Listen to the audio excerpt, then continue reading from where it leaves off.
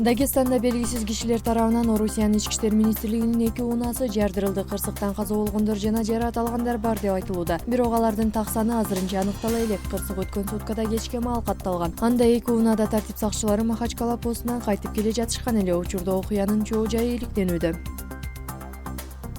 Венесуэланын Тачири штатындагы элдердин нааразычылык акциясынан келип чыккан баш аламандыкта 2 тартип сакчысы каза болду. Анда жергиликтүү тургундар коомдук транспортторго төлөнүүчү жол акынын кескин кымбаттап кеткенине нааразычылыгын билдирип чыгышкан. Маалыматка ылайык каза болгон полиция кызматкерлерин автобус менен койдуруп кетишкен. Тартип сакчылары окуя болгон жерде жан берди. Азыркы тапта баш аламандыкты уюштурууга катыштыгы бар делген 40тан ашуун киши колго түштү.